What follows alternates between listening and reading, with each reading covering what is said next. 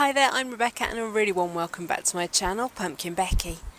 We're out in the Woodland garden today and we're going to be taking a look at something just over my shoulder. Let's get started.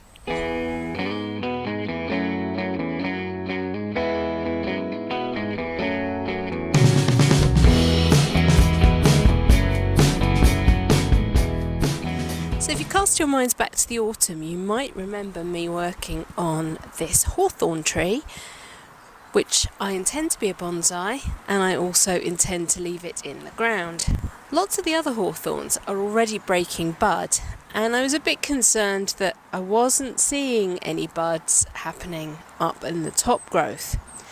You may also remember from that video that there was some definite cracking going on while I was trying to bend the trunk, because it was so much thicker than I imagined. But hope is not lost. Come in and we're going to have a look right down at the bottom. Yeah, so as feared, this growth is pretty foxy. It's gone a bit red looking. None of the buds have swelled. And if I just come in and cut, there is no green layer. So the sap flow has stopped further down. And we can see that the side branches have lost their spring, they're just snapping. Rather than just going gung-ho and completely removing all the growth, what you can do is just use your thumb to scrape back a little bit of the bark, and if you can see green underneath, then we've got growing stuff. And as you can see here, I still haven't got any green appearing under the bark. But I'm not in the least bit worried, because look right down here. I have green growing buds. Like I said in the previous video, hawthorn are basally dominant, so even if the top has something disastrous happen to it, you should get shooting from the bottom, which gives you lots of options. As it turns out, I am starting to see some green sap underneath the bark on these little side branches, so we are in good stead here.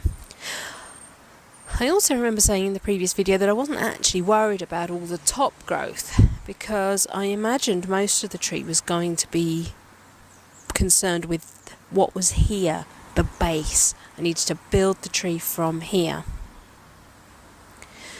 Today's job then, identifying the fact that we have growth, it's alive, I'm actually going to lift it.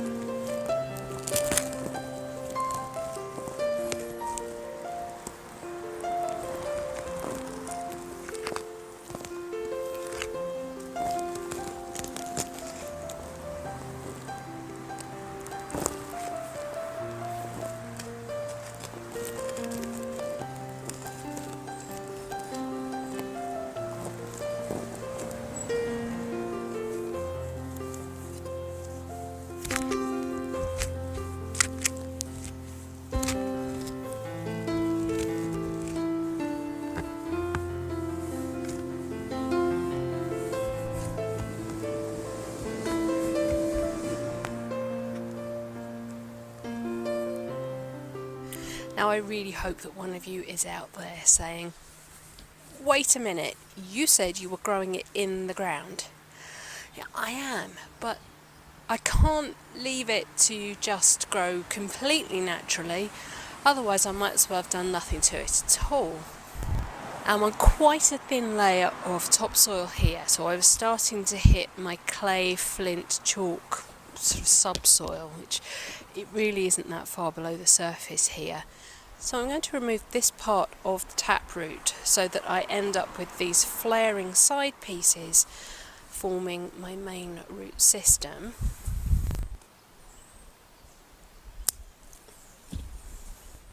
Then I'm going to remove the wire that's on here.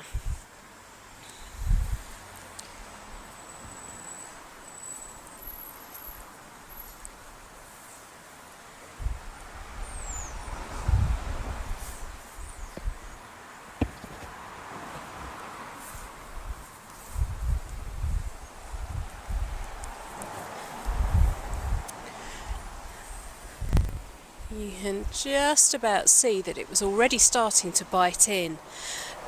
The buds bursting is a really good sign that it's time to start taking that wire off.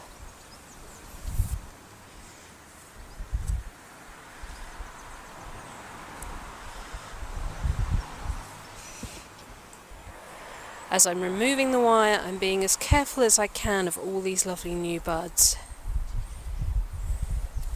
And there are lots of them. Here I've got down to the bottom loop of wire that I used to make this a double piece, which means that, I was basically right. This is the main root flare that I need to be working with.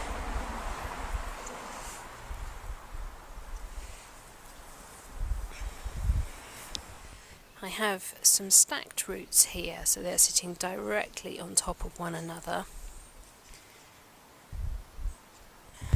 I'm not sure there's an awful lot I can do about that now, as I've got quite a very small amount left behind. And the next job is to come back in and fill the hole.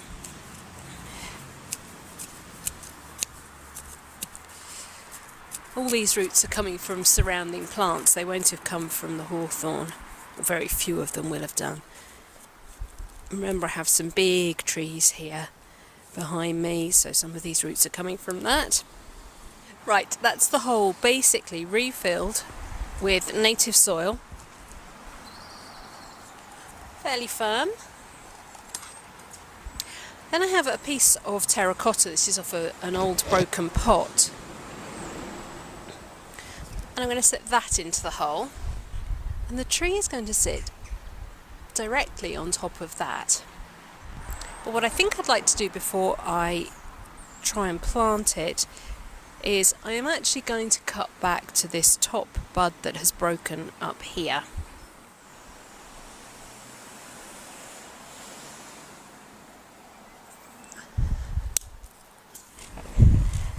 In my bucket here I have got my trusty mixture of lava, akadama and pumice. This is quite a small mixture. It's the one I use for my shohin tree. So the particles are on the smaller side.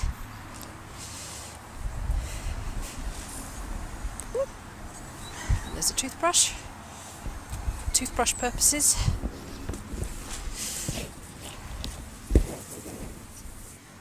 So we're creating a bit of a mound for my tree to sit on, and the tile will provide a kind of hard stop so that the taproot can't reform or other roots can't sort of take its place and start heading downwards.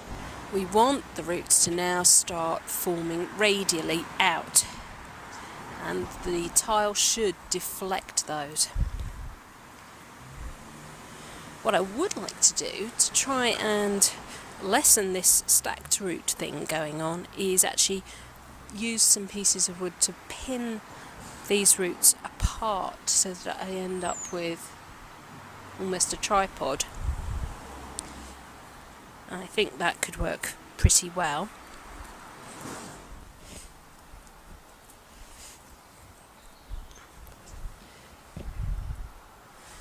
So again, I'm not trying to drive the roots down, I just want to pin them outwards.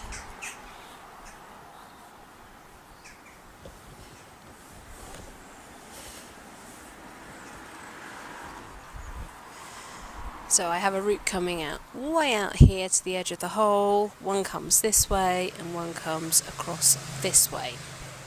So that should give this tree a really lovely stable base.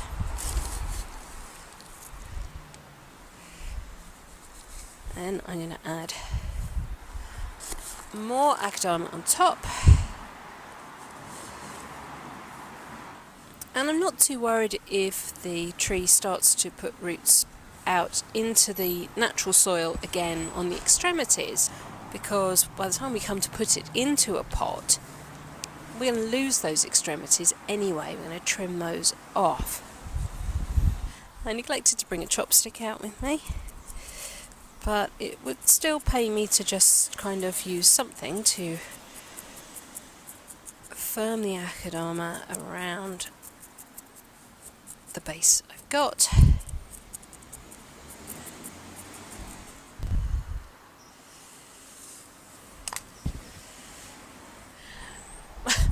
Well, that was fun. I've just stopped filming for a moment because a villager was passing by and spotted me with a camera on my knees in the flower bed and asked what I was doing. And I explained I was YouTubing, and she asked what I was YouTubing. So I said, well, obviously I garden, but this particular video is bonsai. And I explained to her what I was doing to this little hawthorn tree, and she asked me some advice about a tree that she's got, just was it a horse chestnut tree that she's got in a pot that's been there for 30 years. It's not in a bonsai pot, it's just in a pot, and she wanted to know whether she could do anything with it. So yeah, give it a trunk chop. Give it a go. So yeah, bonsai advice on the fly. Okay, other than watering this in, we are done with this tree for now.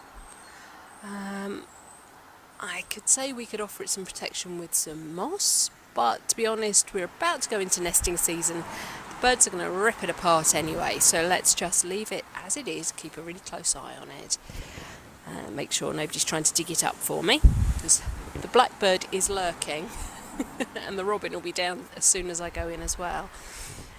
Before we sign off this video, I am just going to say face to face, thank you, each and every one of my 1,000 subscribers. Thank you so much. I can't even tell you how excited I am to get to this point. It may seem like a really small landmark to some of you. It's taken me 4.5 years to get to this point, and I don't care that it's taken that long. I really, really appreciate each and every single one of you. It's more than I could ever have hoped for. So thank you. And there's one last thing to talk about before I go today. Where have I been for 3 months? Well, it can be quite tricky to film in the winter months. There's not an awful lot going on in the garden. Yes, I've got my pets that I can film, but, you know, sometimes they don't wanna. I'm not going to force them. And some of you may have spotted a community post I made just before Christmas. I was at an art fair selling my arts and crafts. I have been painting and drawing and furniture painting, traditional painting, folk art painting for 25 plus years, and it's another thing that I do. I have an awful lot of hobbies. Gardening, bonsai, carnivorous plants, my pets, they're just part of me. The other part is an avid art and crafter, and so with great trepidation I decided to launch a second channel. It's called Created by Rebecca. There will be a link to it in the description box below. I have 6 or 7 videos up now, and it's going really well. I'm really happy. It takes a lot of work, it takes a lot of preparation, as do these videos. Sometimes they feel a bit ad hoc, but there's usually quite a bit of preparation goes in beforehand. But the art and craft ones, even more so. And I still have a full-time job as well, so yeah. So I'm sorry if I went missing for a little bit But yeah, there's a whole new channel to explore. Oh, I'll also be doing some of the miniature making that I do for fairy gardens. So if you saw my Halloween fairy garden video, which I will put a link to, that was part of what I do. So Fimo clay sculpting, that will also become a part of Created by Rebecca. Right, well that's it for this week's video. Thank you so much for watching. Please remember to rate, share and subscribe to me here on YouTube. And until next time, bye.